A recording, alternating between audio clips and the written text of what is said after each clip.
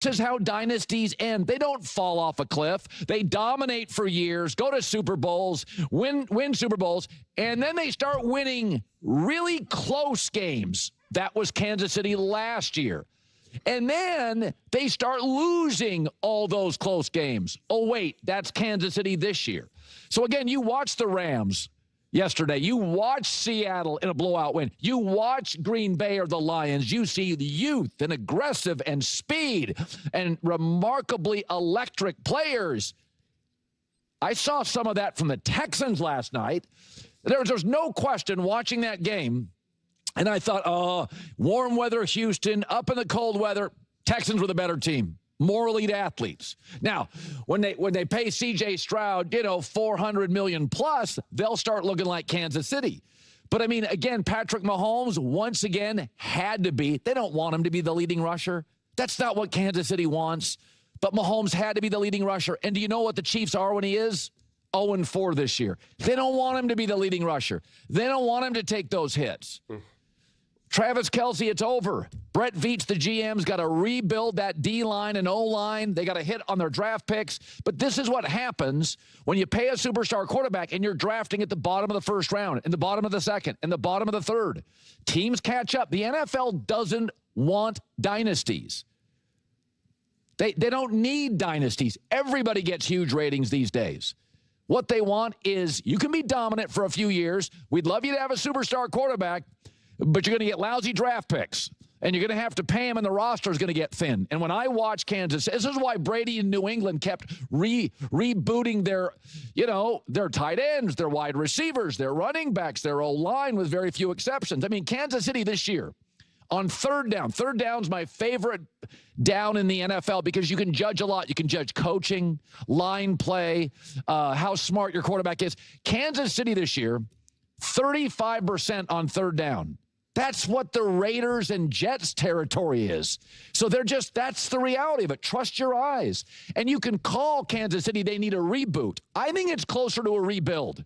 That offensive line is a mile from the Rams. It's a mile from the Broncos. I watched the Broncos yesterday. I mean, at one point, Bo Nix is 25 of 30. It's just pitch and catch. They can run, they can pass, they have time. So Kansas City's got some work to do. The O-line does not get a push. They don't really have a top back. The Texans were absolutely the better team. Patrick Mahomes' passer rating, can't blame it on him. He doesn't have as good of people around him. Yeah, I can't blame Patrick Mahomes at all. Yeah, listen, first off, if anyone can retool, rebuild, reset, repower, whatever words you want to use, it could be Andy Reid, the Kansas City Chiefs. So I'm not too concerned that within a year or so that they'll be able to make this team a lot more formidable. It's literally what we've seen the Rams do. It's literally what we've seen the Eagles do. It's literally what we've seen the 49ers do. We see teams do it all the time. Like I feel like the way how Colin is unpacking this a bit feels like they're miles away. Therefore, it's going to take years and years and years. And if you're a poorly run team and you don't have the quarterback, right? If you need to like find a new quarterback and a new coach and like all this other stuff, then sure. But even those teams that I mentioned had to do that. The Rams had to get a different quarterback. That's when they went out and got Jared Goff. And then even after that, they won the Super Bowl. Then they needed to rebuild, retool, and were able to do it. The Eagles, new coach, new quarterback, new etc. Super Bowl. The 49ers didn't need a new coach, but needed, new quarterback, etc., etc., etc. So, yeah, I don't think this is just like it's automatically overdone. We're not going to see the Chiefs competitive for another 3 years or something like that. I think that's a little too extreme. But listen, man, everyone deserves blame in this and how this is going. Patrick Mahomes has not been an elite top quarterback like K. Oh, well, they're 0-4 when he's the leading. It's like, how do you think Lamar feels? How do you think Josh Allen feels? How do you think Jalen Hurts feels? Like, what are we doing here right now? The reality is that nobody wanted to acknowledge is that over these last couple of years or so, this team was led by the defense. It's just a fact. And Patrick Mahomes, and you're like, he has enough around him right now. Rashid Rice, Xavier Worthy, Hollywood, like even Collinsworth himself said everyone's talking about the injuries in the O-line. He goes, that's not what happened today. And it's been like that throughout the course of the season. Lots of other players have bad O-lines. And again, I've said this, I'm on the record saying this. When you have injuries, when you have receivers go down a terrible O-line, I don't expect you to be able to overcome and carry a team week after week after week. I do not expect you to be great week after week after week. I don't know what the official percent is where it's like, I expect if you're this amazing quarterback and you have a really rough team right now, it's like, what are my expectations of what you should be able to achieve? I don't think we really have that drilled down quite yet, honestly. Is it like, do you succeed half the time, 3/4 of the time, a third of the time? Like, what is it? I don't really know, because I don't expect you to be able to just win no matter what. That doesn't really make sense. Otherwise, you wouldn't have to pay players. You just find the quarterback, you go all in, bing, bang, boom, you're done, and you just win. But Patrick Mahomes right now is objectively and subjectively not playing well. It's just a fact. I mean, he had the one interception. Again, we can say like, oh, it was like a glorified punt. He didn't think that. That was a terrible throw that he thought that he could make, that he could not. That's why he ripped his helmet down and was really upset. He was not like, oh, well, I'm just letting it rip, because if it's intercepted, who cares?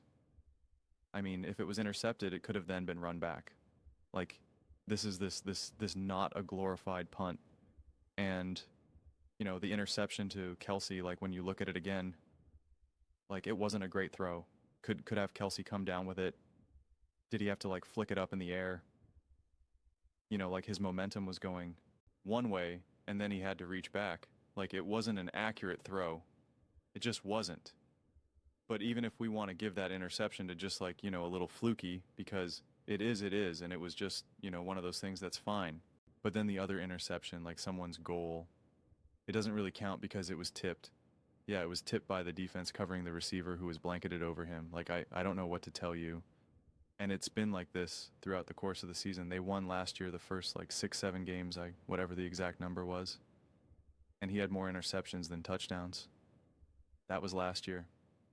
Listen, there's lots of quarterbacks that don't have great receivers. And their O-line was fine last year. They had the same pass block win rate as the Philadelphia Eagles.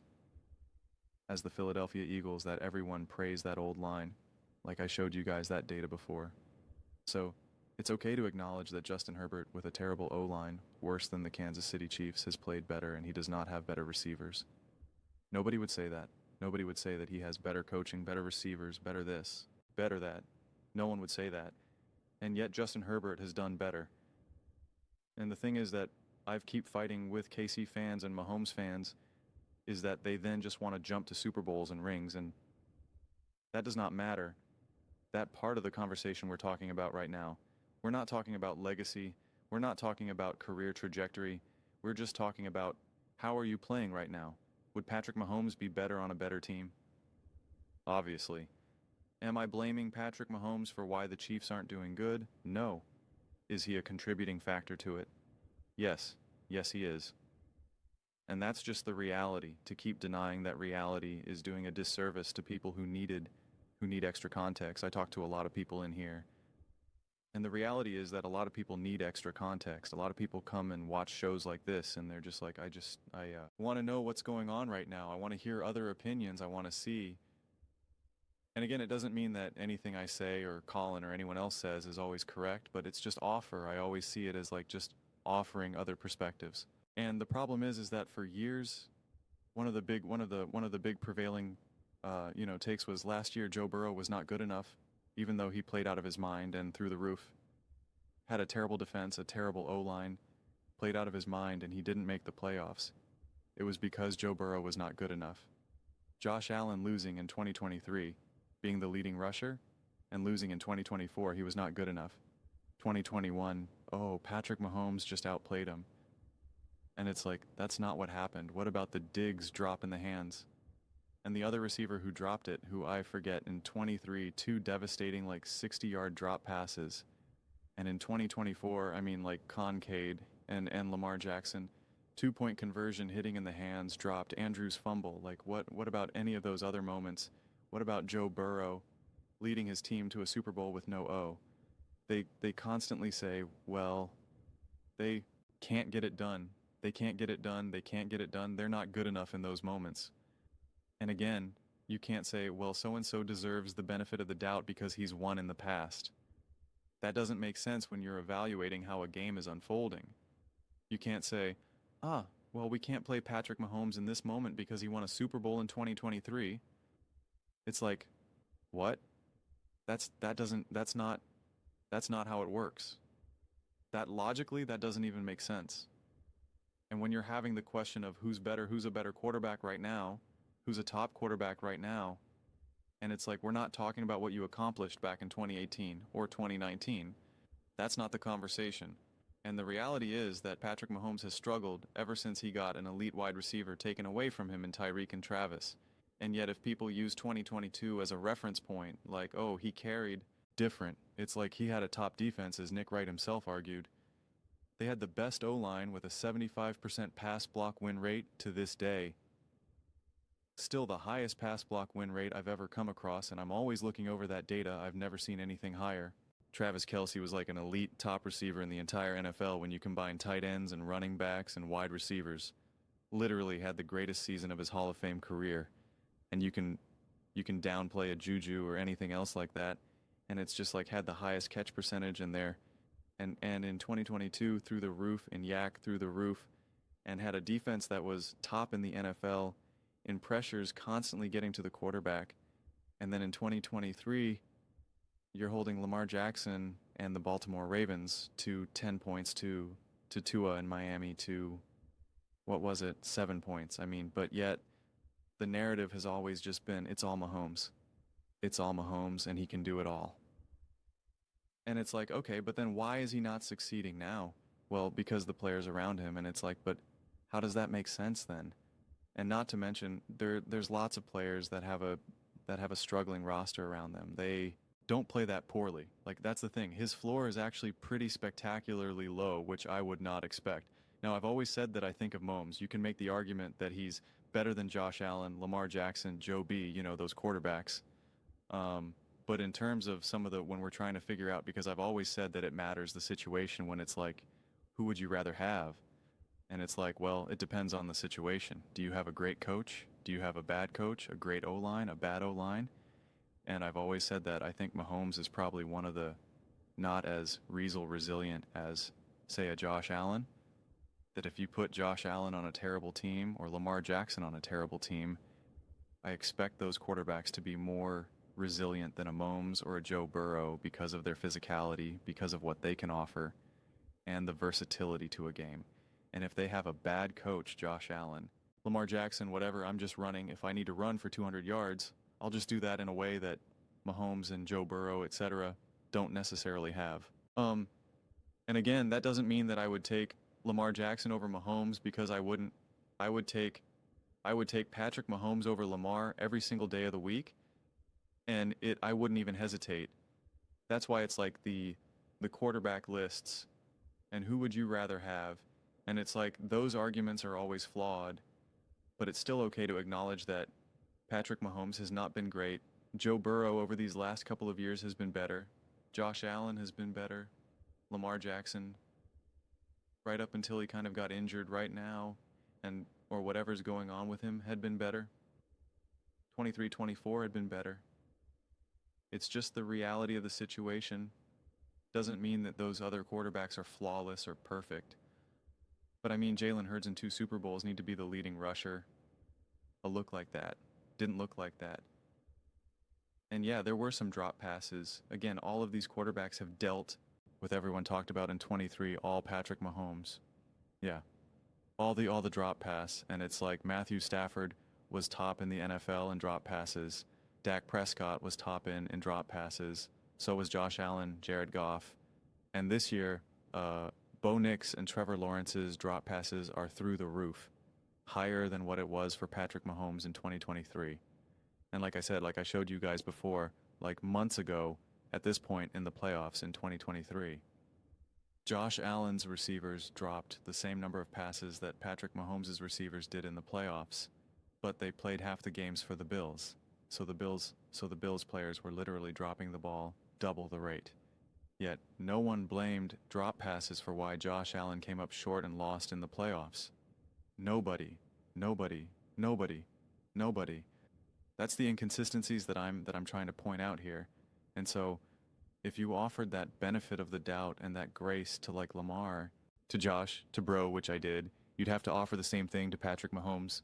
And so I just want to know, why are we willing to just pick and choose when we want to do it, but also recognize that there's been plenty of other quarterbacks throughout the course of the season, again, that have bad O-lines, that have no weapons, have terrible coaches, not a great defense, etc., and they don't look this bad.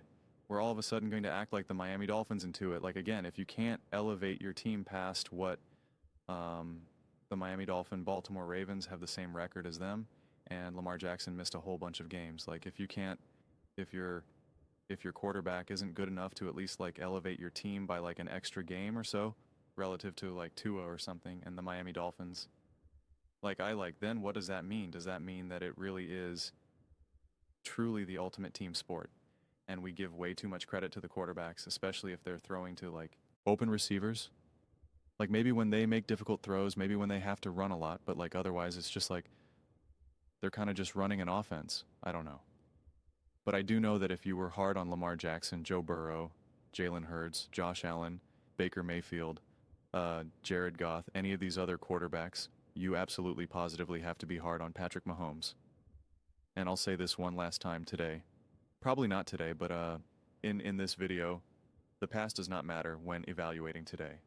We're not having a legacy conversation. We're not trying to figure out where Patrick Mahomes stands in the history of the NFL. We're just talking about today how this season has unfolded. We're not talking about in relation to 2018 to 2019 to 2020 to 21 to 22. None of that matters. None. And if we're saying, does Patrick Mahomes deserve some grace from like a career perspective? Absolutely. Absolutely. Should Patrick Mahomes be protected from any criticism or blame throughout the course of the season? Absolutely not. Especially when you're saying this is the greatest quarterback you've ever seen in your entire life. That this is the GOAT. That this guy is doing things that we've never seen before. I'd love to know how many times Tom Brady had a passer rating of like 14, 3 interceptions and 160 yards in his prime. I'd love to see that. How many times has that happened? How many times has Tom Brady gotten absolutely annihilated in a Super Bowl? I mean, Patrick Mahomes, if it wasn't for some of the garbage time touchdowns against the Eagles throughout his entire Super Bowl career, he'd have either equal or more interceptions. I forget what the exact number is. It's like right around 1.1 or even less of touchdown to interception ratio in the Super Bowl. Patrick Mahomes has always been a little bit of this. Any of the issues that you have with Josh Allen or like Lamar even, Patrick Mahomes has had those too. You've always thought that Patrick Mahomes is just flawless. He's a flawless version of a Josh Allen. And it's like, no, he's just been able to get away with it more so than those other quarterbacks because of the team around him, because of the coaching around him. And when that has been hampered, you see this, and it's certainly not good. Not saying Patrick Mahomes isn't good. Patrick Mahomes is elite. Patrick Mahomes is great. Patrick Mahomes is special. No one's denying that. Heavy is the head that wears the crown. But those are just my thoughts. I'd absolutely love to hear yours. What do you guys all think about Patrick Mahomes and the Kansas City Chiefs? Is the dynasty officially over, like how Colin is kind of doing a weird victory lap, even though he said that this team was head and shoulders better than every other team and a full touchdown better than everyone else? But let me know your thoughts in the comments below. I read every single comment, whether you agree with me or disagree with me. Either way, let's get in some discussions. Let's get some fights. But ultimately, let's just have some fun. And please do consider subscribing. We are building an amazing community here and absolutely love to see you part of it. I want to build something that we all generally feel connected to, something that we're really excited to be a part of. I think we're well on our way to doing it.